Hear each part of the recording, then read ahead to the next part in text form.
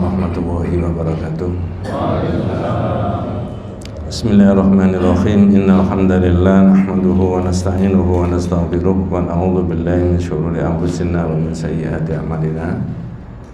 May yahdihillahu fala mudilla lahu wa may yudlil fala tajida lahu waliyyan mursyida. Asyhadu an la ilaha illallah wahdahu la syarikalah wa asyhadu anna Muhammadan abduhu wa rasuluhu la nabiyya ba'dah.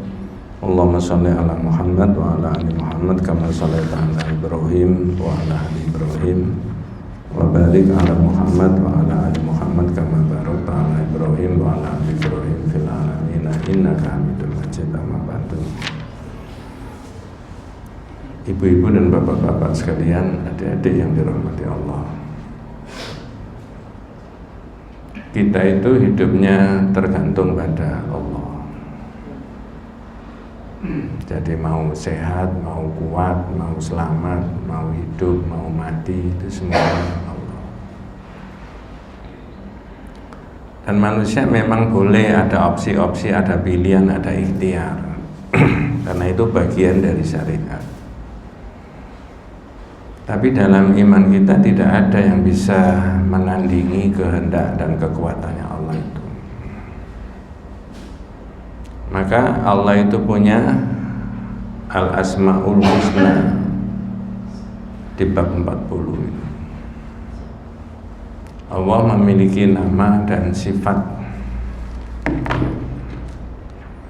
Salah satunya adalah laisat maksurah bi adadin muayyanin, tidak terbatas pada bilangan tertentu. 2 bulan yang lalu sudah saya terangkan. Mengapa kok tidak terbatas pada bilangan tertentu? Untuk memenuhi kebutuhan makhluknya. Butuh selamat, butuh sehat, butuh rezeki, butuh segala-galanya lah. Butuh kekuatan, butuh hidup, butuh ini. Kalau pakai bahasanya anak-anak itu, semuanya itu terkoneksi dengan Allah. Kalau hak hidup kita itu dicabut oleh Allah, jadinya kemana kita? Iya. Hak sehatnya dicabut, sakit. Nah, di situ loh orang Islam itu di situ. Maka di bab 40 sudah diterangkan man jahada syai'an minal asma'i was sifat. Orang yang menentang, yang ingkar terhadap nama dan sifatnya Allah. Kemudian bab yang 41 bulan berikutnya lagi yang sudah diterangkan, itu diterangkan mengenai ya'rifuna nikmatallahi tsumma yunkirunaha wa aktsaruhumul kafirun. Orang yang mengerti nikmat itu dari Allah tapi diingkari. Nah, itu sudah dibahas. Bagaimana caranya mengingkari nikmat Allah? Orang dapat kebaikan di dunia itu karena dianggap bantuannya si A, bantuannya si B, kemampuannya si A, bukan lagi dari Allah. Seorang A yang memberi pertolongan kita itu sebagai wasilah saja, perantara. Seorang B kuliah sampai pada sarjana, lalu sarjana dipakai ijazahnya tadi untuk melamar pekerjaan, itu sebagai wasilah saja. Hakikatnya rezekinya dari siapa? Allah. Sehingga dalam iman kita, kalau orang itu sukses dalam arti ekonomi, jangan meyakini seolah-olah karena pinternya anak itu, enggak, karena Allah yang memberi. Ya, tidak tahu, dikecilkan dikit mungkin. Tadi awal enak itu tadi. Nah, di situ dan seterusnya dan seterusnya. Sekarang ini agak beda lagi, Pak. Menjelaskan kepada kita semuanya, panjenengan dan saya di bab ini, syirik itu sangat halus. Tadi kan lampunya mati ya, beberapa detik ya. Misalkan di depan itu ada semut hitam merayap, itu bisa dilihat, Pak? Nah, syirik itu lebih halus dari itu. Orangnya lo nggak terasa, dikiranya enggak. Mana syirik? Nah, itu enggak. Tapi yang bilang lebih halus dibandingkan semut hitam merayap di batu hitam di gelapnya malam itu sahabat. Dan sahabat itu bukan orang sembarangan. Langsung menerima pelajaran agama dari siapa? Nabi Rasulullah SAW. Maka orang Islam seperti saya dan panjenengan, kita semuanya itu tidak boleh menjadikan Allah ada tandingan-tandingannya itu. Nah, bab ini yang dibahas itu. Kadang-kadang kalau orang tidak menyadari, keceplosan gitu, ngomong. Padahal itu menurut syariat tidak boleh. Nanti tak kasih contoh ya, tapi belum babnya. Tak kasih yang sederhana saja. Ini ada HP ditaruh di sini baru beli 5 juta. Tiba-tiba diraih cucunya atau anaknya yang kecil tidak gaduh. Kemudian jatuh pior pecah. Apa ada orang ngomong gini? Kok kamu taruh situ tadi? Misalkan taruh di sini gitu kan enggak. Ada orang ngomong gitu apa? Itu orang di luar musola apa di dalam musola? Itu namanya al-i'tiradu anil qadar, menentang takdirnya Allah. Pokoknya orang Islam itu enak terus Pak pikirannya, kalau memang menerima loh ya, menerima penjelasannya Nabi, penjelasannya Allah di Quran. Nah contohnya yang sekarang ini, pembahasan ini dimulai dengan membahas surat Al-Baqarah ayat 21. Agak panjang tapi gampang difahami ayatnya. Yang diseru, yang dipanggil oleh Allah itu seluruh manusia. Ya ayyuhan nas. Surat Al-Baqarah ayat 21. Nanti jenengan yang ikut memikirkan makna daripada ini. Nanti yang menafsiri ayat ini sahabat itu tadi, menafsiri tentang andad. Apa terjemahannya bahasa Indonesianya? Al-Baqarah 21. Terjemahan Al-Baqarah ayat 21. Yeah. Wahai manusia, sembahlah Tuhanmu yang telah menciptakan kamu dan orang-orang sebelum kamu agar kamu bertakwa. Ya ayyuhan nasu ubudu rabbakumul ladzi khalaqakum wal ladzina min qablikum la'allakum tattaqun. Takwa itu banyak Pak variasinya, macam-macamnya banyak. Yang diseru bukan hanya orang yang beriman, tapi manusia disuruh kembali kepada Rabb, kepada Allah satu-satunya menyembah, supaya kamu bisa menjadi orang yang takwa. Coba saya tanya yang hadir ini, apakah Allah memberikan, kok ngedum cara Jawa lah ya, memberikan rezeki kepada manusia itu merata? Enggak toh? Ada yang lebih, ada yang pas, ada yang ini kan begitu Pak ya. Berikutnya, kalau begitu apakah takwa kepada Allah itu dikaitkan dengan perolehan ekonominya seseorang? Enggak. Lah kalau takwa itu dikaitkan dengan perolehan ekonominya seseorang, kan enak yang dapat banyak Pak, yang diberi oleh Allah banyak. Loh, itu. Ya. Mudah-mudahan kita bisa mensyukuri nikmatnya Allah Pak ya. Orang yang diberi oleh Allah itu seperti kita semuanya itu bisa mencapai derajat setinggi-tingginya, mengalahkan derajat ekonominya orang yang paling tinggi, konglomerat. Walaupun kita ini konglomerit. Satu, dua, berikutnya. Apakah takwa kepada Allah, apakah kemudian strata pendidikan seseorang itu di masyarakat kita ini sama? Ada yang tamat SD, tamat SMP, SMA, ada S1, S2, S3. Boleh nggak orang meraih derajat pendidikan setinggi-tingginya? Boleh. Apakah takwa kepada Allah itu dikaitkan dengan strata pendidikan? Nah, oh kalau begitu, andai kata Allah memberi rezeki kita biasa-biasa saja, atau andai kata Allah mentakdirkan kita itu dan keluarga kita pendidikannya tidak tinggi, bisa nggak mencapai derajat takwa sama Allah? Bisa. Lo gitu lo enaknya itu. Ustadz, kalau begitu andai kata kita nggak sarjana harus PD saja Pak Ustadz. Jawabannya apa? Iya. Nggak pakai I tapi PD tok. Ya. Wes luar biasa Pak, orang Islam itu dibimbing sama Quran sama Nabi begitu. Nah, maka disinilah orang menyembah, disuruh menyembah Allah manusia itu agar kamu bertakwa, la'allakum tattaqun. Terus orang yang membaca surat Al-Baqarah ayat 21 itu Pak, dikenalkan menurut ayat berikutnya, keterusnya daripada ayat. Lalu siapa Robmu itu? Monggo. Ya. Yang menjadi dialah yang menjadi Apa? Dimatikan aja. Dialah yang menjadikan bumi sebagai hamparan bagimu, Terus? dan langit sebagai atap. Wes. Lanjut. Dan dialah yang menurunkan air hujan dari langit. Itu tiga kekuasaan itu tidak ada di manusia. Saya nggak punya ilmu, katanya orang yang meneliti bumi itu bulat, tapi kita lihat kan kemana-mana darat, dataran, hamparan aja semuanya. Langit itu mana? Wong setinggi-tingginya orang naik ke atas itu ya enggak ketemu kok.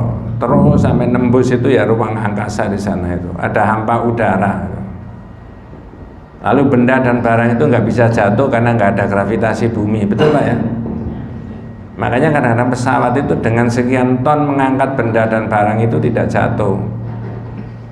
Kelihatannya lebih enteng daripada apa semburannya itu, apa namanya? Nanti tanya Pak Habibie ya itu ya Pak ya. Kalau pakai orang awam kayak jenengan tidak nutut. Ya apa pesawat 450 orang belum kopernya, belum segala-galanya kok tidak jatuh. Ya ini ilmu nih sampean Mas lugur. Itu Allah yang membuat gitu. Di sana itu banda itu ngayang. Betul pesawat itu kecepatannya berapa? Ada nggak sampai 850.000 km per jam? Iya. Surabaya sampai di Madinah 10 jam. Pakai batik atau pakai apa? Lion Air itu. Kalau pakai Saudi bisa cuma 9. Wes kita nggak bahas itu. Tetapi jenengan dan saya diterangkan sama Allah, itulah menjadikan bumi ini sebagai hamparan, langit itu sebagai naungannya manusia, dan Allah yang menurunkan apa? Hujan. Pertanyaannya, apakah hujan itu bisa dipelajari oleh manusia? Proses terjadinya hujan? Bisa. Tapi yang membuat hukum di alam itu adalah Allah. Kalau Allah yang menurunkan hujan, yang menghentikan hujan berarti siapa Pak? Bisa ditolak dengan orang Pak? Ya tidak boleh emosi, biasa saja. Iya. Itu loh orang iman itu. Makanya dulu ada orang yang ditanya sama wartawan itu, Pak ini kok diselenggarakan di musim hujan, ini kalau hujan gimana Pak? Ya gampang, rencananya jam 1, andai kata jam 1 hujan ya ditunda jam 3 gitu aja. Ya berdoalah sama Allah, mudah-mudahan Allah tidak menurunkan hujan. Itu kalau santri jawabannya begitu Pak. Kalau tidak santri,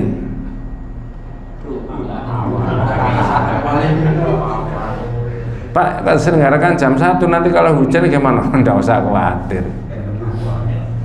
Yang duduk di sana itu siapa? Dengung-dengung itu.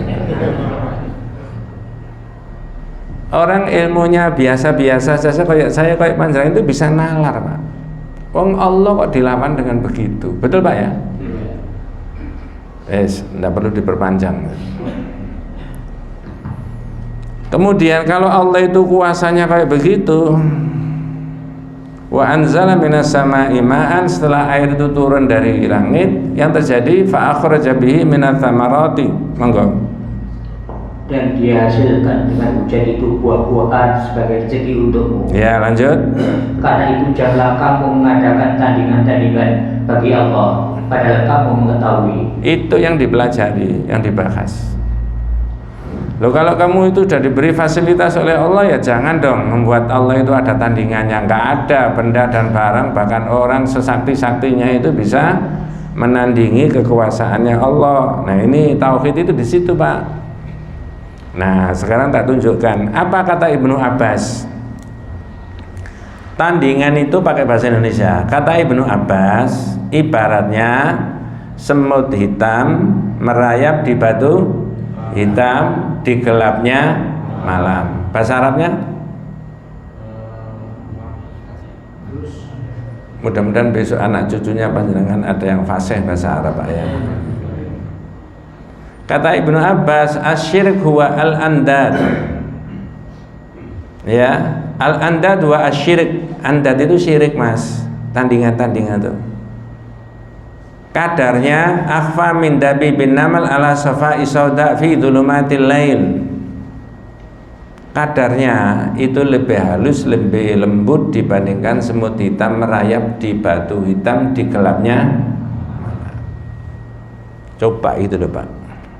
Wa huwa antakul. Nah, ini diberi contoh sama Ibnu Abbas, yaitu orang yang ngomong gini, kata Ibnu Abbas, wallahi wa hayatika wa hayati ya fulan, demi Allah, demi hidupku dan demi hidupmu. Apa maksudnya? Kalau orang sumpah demi Allah, benar gak, Pak? Digandeng demi hidupku dan demi hidupmu. Dalam tradisi masyarakat jahiliyah itu seringkali dipakai sumpah menggunakan nama selain dari Allah. Lah kalau orang Islam ya sumpahnya demi Allah saja, tidak boleh digandeng dengan siapa-siapa. Kita pernah mendengarkan nggak ada orang sumpah demi Allah, demi Rasulullah? Ada? Itu tambah benar apa tambah salah? Salah. Gak bahaya, bahaya, Pak.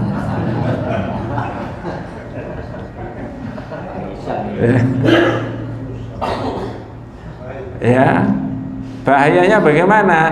Ada kandungan menyamakan antara Allah dengan Nabi tadi. Karena sumpah itu apa? Tahqiqul amri au taqiduhu bi dzikrismillahi ta'ala au sifatin min sifatihi. Sumpah itu, Pak, meyakinkan satu perkara dengan cara menyebut nama Allah atau sifat Allah.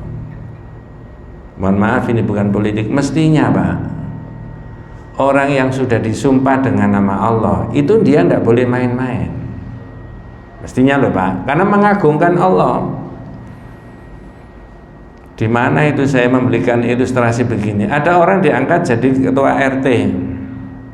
Menurut aturan yang disepakati se-RT itu selama-lamanya masa jabatan itu 2 periode. 1 periodenya 3 tahun. Berarti 2 periode berapa? Nah, begitu menjelang akhir 6 tahun, tokoh-tokoh masyarakat bilang, Pak, ini sukses sampean ini, Pak. Gimana kalau diusulkan 3 periode saja? Ini bukan RT loh, Pak, yang saya maksudkan. Ya, ini serius. Sekarang tauhidnya. Mestinya kalau orang Pak RT tadi nggak bisa, Mas. Saya ini orang Islam. Dulu itu saya disumpah mentaati aturan. Itu pakai nama Allah saya itu demi Allah, nah gitu loh. Ya nggak bisa. Walaupun orang menilai saya ini sukses ini dan sebagainya, ya masyarakat jadi tentram terlindungi semuanya, tetap nggak bisa. Ya, lah itu aturannya dirubah, ya tambah salah saya. Tugas saya itu bukan merubah aturan kok, menjalankan aturan. Bener nggak, Pak? Sampai ngerti nggak yang saya omongkan tadi, Pak?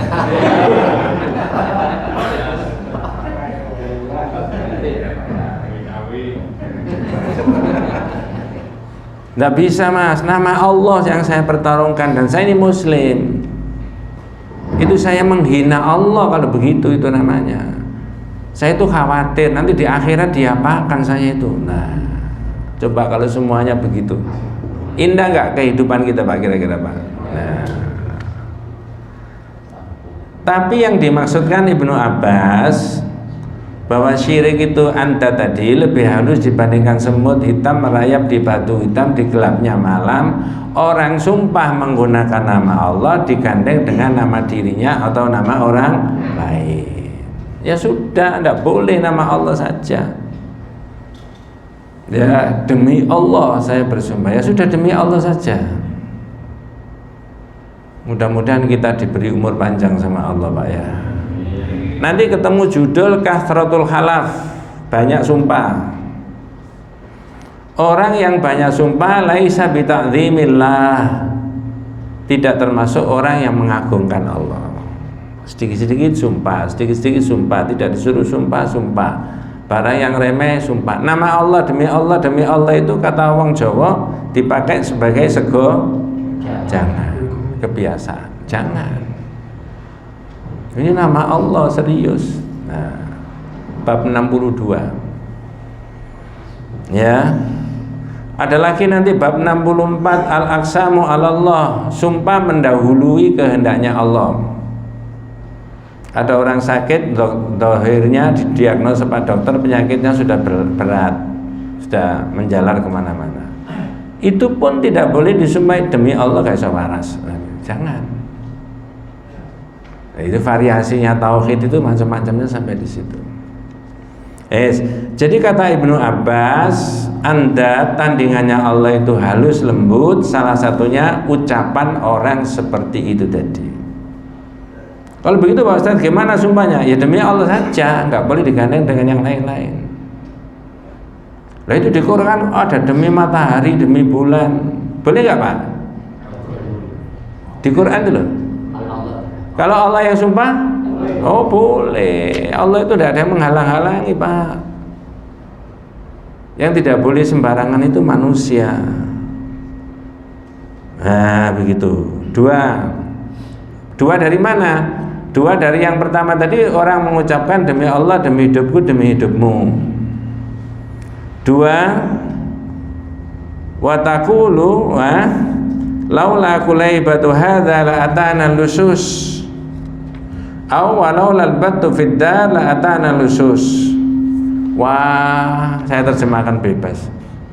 Untung tadi anjingnya itu menggonggong, sehingga barang-barang ini enggak jadi dicuri maling. Maksudnya apa? Orang memelihara angsa atau memelihara anjing, lalu karena ada orang yang tidak dikenal di malam hari atau di siang hari mau menjahati rumah itu, benda dan barangnya mau dicuri, tiba-tiba anjingnya menggonggong. Lalu yang punya rumah apa? Bangun. Enggak jadi. Untung tadi. Sekarang saya tanya, rumah dipasang alarm boleh nggak Pak? Boleh. CCTV? Boleh. Tapi benda hilang, barang hilang bukan karena faktor itu. Kalau karena faktor itu lalu ucapannya kayak begitu, ini yang kata Ibnu Abbas tadi halus. Untung tadi anjingnya itu, untung alarmnya tadi bunyi. Kalau enggak gitu ya sudah hilang. Tak tanya aja dengan. Kelihatannya ngomong gitu itu benar apa salah? Kelihatannya benar Pak ya? Kalau menurut tauhid,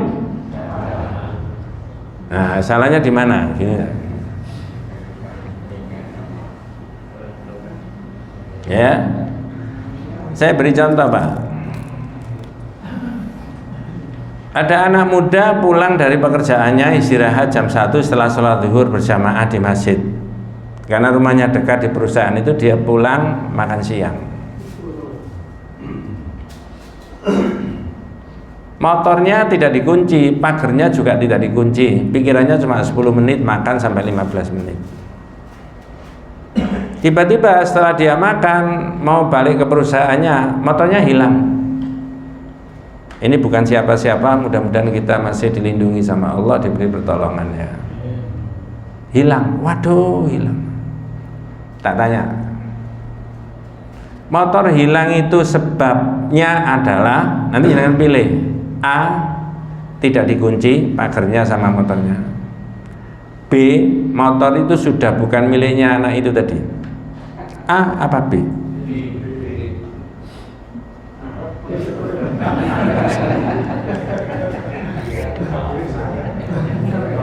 Ngerti maksud saya nggak?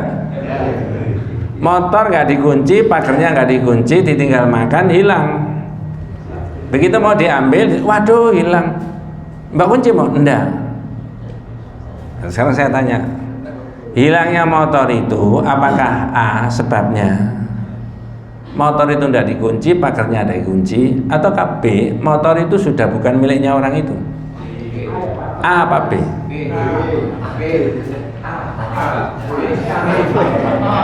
Saya mengikuti jawaban yang A dulu. A. Ada jaminan Pak ketika pagernya dikunci, motornya dikunci pasti tidak hilang? Tidak. Bisa saja hilang kan? Iya. Kalau yang B,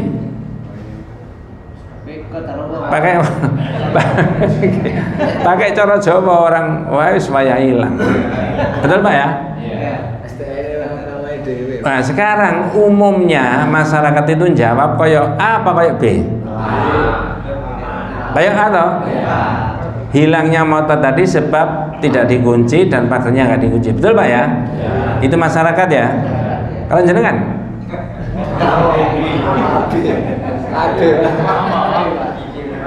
AB.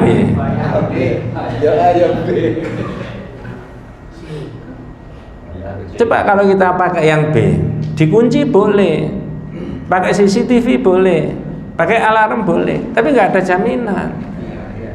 Itu ikhtiar saja. Tapi begitu hilang Pak. Ya, nek ketemu berarti ya tekmu isean, nek enggak ya enggak. Lu kok enteng gitu? Boleh nggak lapor polisi? Boleh. Itu duniawi prosedur. Tapi iman itu harus ditoto dulu. Kalau perkara motor, perkara benda dan barang itu bisa diayel, Mas. Sekarang tak beri contoh yang nggak bisa diayel, pasti nggak bisa. Sak pinter-pinternya orang nggak bisa.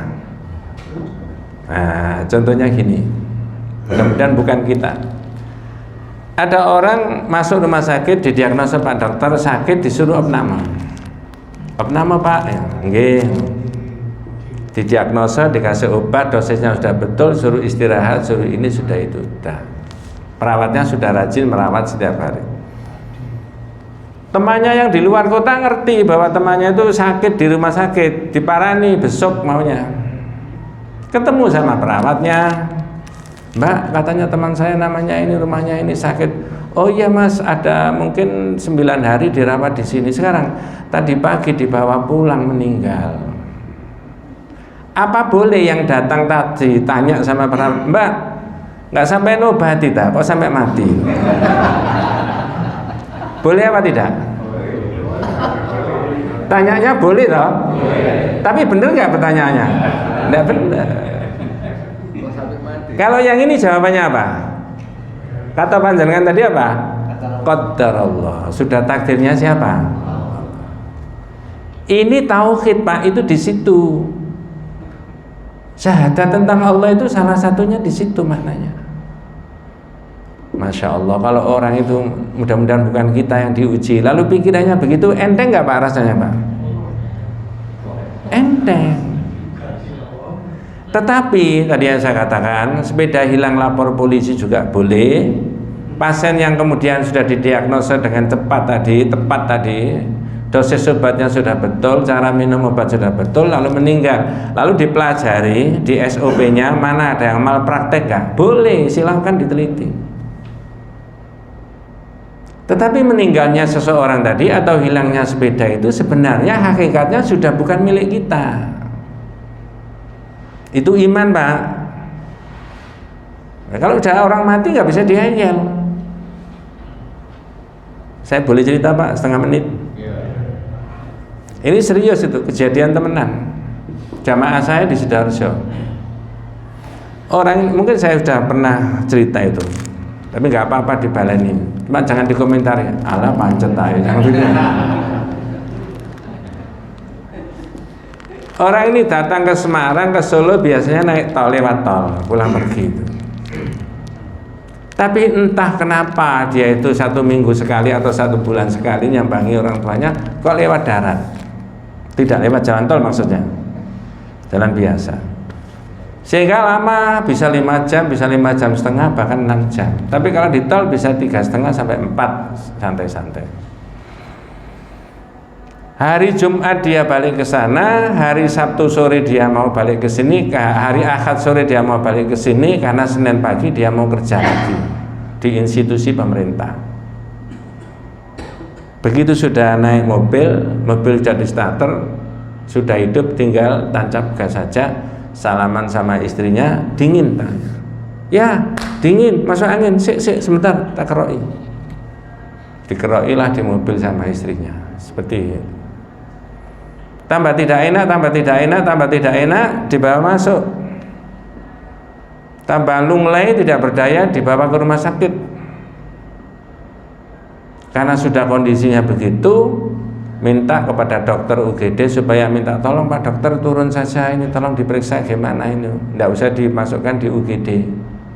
Ternyata dengan jiwa besar, dokternya turun, memeriksa di mobil, sudah meninggal. Tak tanya panjenengan, enak nggak dirasakan keluarganya Pak? Hanya 1,5 sampai 2 jam meninggal. Yang asalnya biasa kayak begini. Itu kalau pakai ini, oh sudah takdirnya. Tapi ada nggak kemungkinan orang bilang gini? Wah nggak biasanya lewat darat, mungkin kecapean deh. Itu mereaksi takdirnya Allah nggak Pak kira-kira Pak?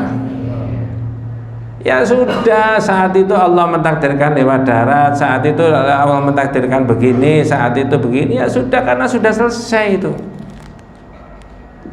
Mbak orang sak kampung atau sak kantor mengatakan andai kata, seandainya, seumpama dan sebagainya, yang meninggal bisa hidup lagi Pak. Terus untuk apa? Ini iman tingkat tinggi itu insya Allah begitu Pak. Nabi yang ngajari begitu itu. Itulah tunduknya manusia sama Allah tadi. Orangnya nggak sadar mengucapkan begitu itu tadi. Falaula qulaibatu hadza la atana lusus. Ya. Untung anjingnya tadi menggonggong, makanya nggak hilang. Untung kamu kunci, makanya nggak hilang. Untung didiagnosa Pak dokter tadi tepat, makanya nggak mati. Naudzubillah min. Wah luar biasa Pak.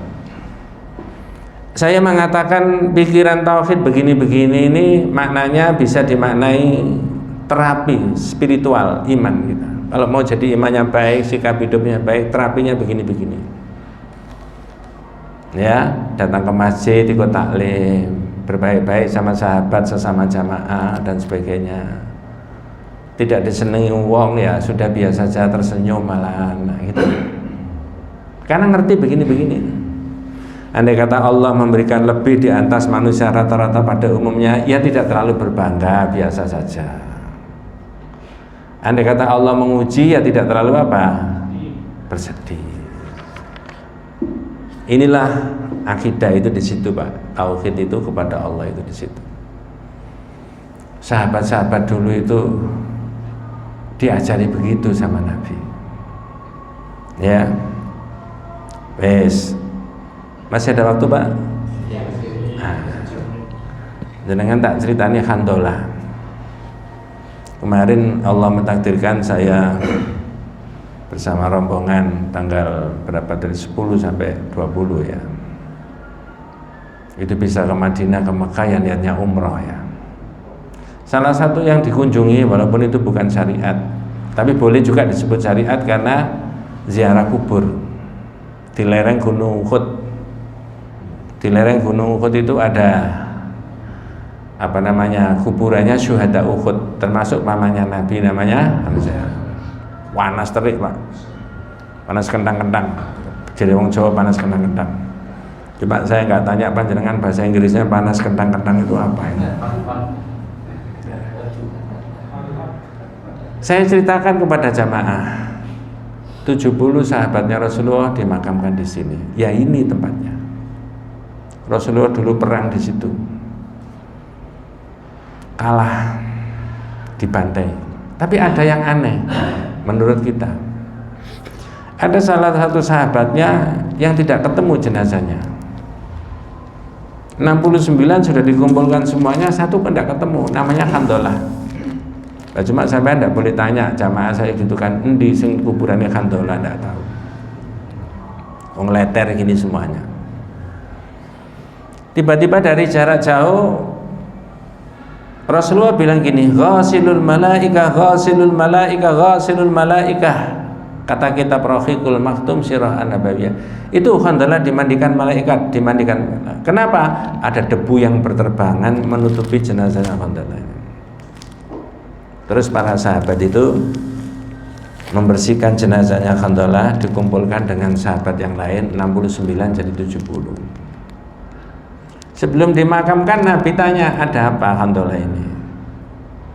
Terus mengutus beberapa sahabat datang ke rumahnya Handalah untuk tanya sama Bu Handalah. Istrinya Handalah kan Bu Handalah. Ternyata istrinya cerita, Handalah itu dengan saya ke Manten Anyar, baru kumpul suami istri, mendengar sahabatnya dibantai sama orang kafir, dia ngambil pedang menghunus keluar, dia sendiri yang mati di situ. Inilah sahabat, Pak. Maka di dalam kitab Aqidatul Mukmin Syekh Fauzan Al-Fauzan, orang itu tidak boleh mencela sahabat, karena kualitas imannya sahabat itu dengan kita, oh luar biasa. Lah sahabat dulu itu didhawuhi oleh Rasulullah, bahkan ini Ibnu Abbas yang memberi penilaian kayak begitu tadi. Betapa pinternya sahabat itu dari agama. Maka Imam Ahmad bin Hanbal menyebutkan dalam kitab Ushulus Sunnah, at-tamassuk bima kana alaihi as-sahabatu, itu menjadi wajib. Berpegang teguh terhadap agama seperti yang dilakukan oleh para sahabat, itu hukumnya wajib. Harus mengikuti yang diajarkan itu. Oh Pak Ustadz, kalau gitu beragama kita itu harus merujuk ke sana dari Nabi dan para sahabat. Jawab apa? Iya. Karena Nabi dawuh khairu ummati qarni tsummal ladzina yalunahum tsummal ladzina yalunahum tsummal ladzina yalunahum. Sebaik-baik umatku ya zamanku ini. Setelah itu generasi berikutnya, setelah itu generasi berikutnya.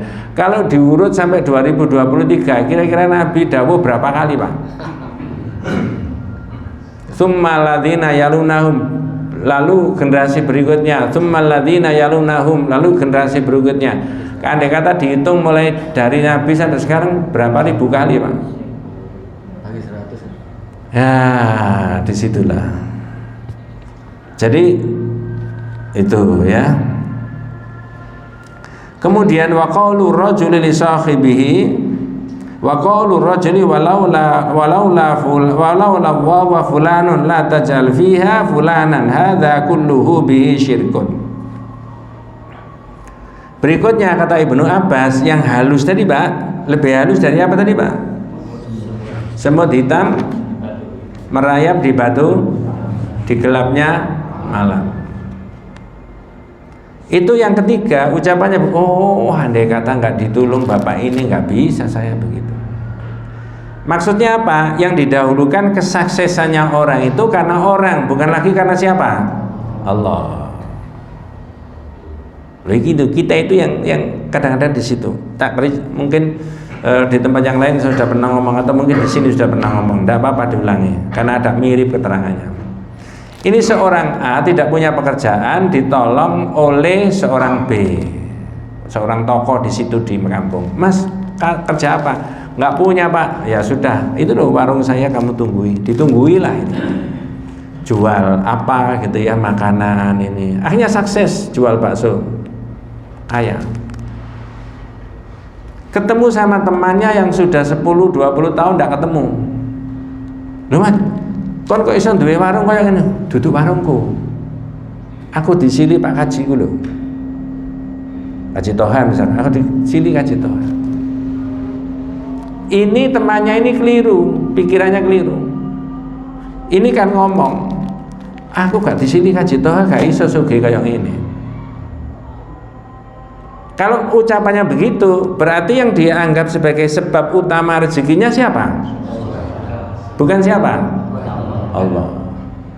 Koncone keliru pisan ngomongnya, Pak.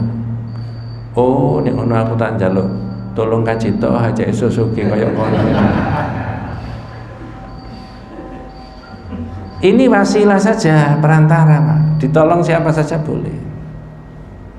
Maka kata Ibnu Abbas, kesalahan berikutnya orang itu mengatakan falaulallahu wa fulan. Andai kata bukan karena Allah dan bukan karena orang itu, nggak bisa kayak begini. Mestinya Allah dulu. Nah, penjelasan detailnya seperti begini nanti ada di bab 49. Sekarang baru 42 yang ini, Pak. Coba 49, apa judulnya 49? Judulnya saja. Saya tidak menerangkan isinya. Mensyukuri nikmat Allah dan mengakui berasal darinya. Itu nanti bab itu cerita, Pak. Cerita bagaimana? Ada 3 orang yang sakit. Panjang tapi tak potong. Saya tidak menerangkan detail. Mudah-mudahan kita sampai di bab itu ya. Orang ini cacat tapi miskin. Orang pertama, orang kedua, orang ketiga. Orang ketiga ini yang saya terangkan aja. Orang ketiga ini buta.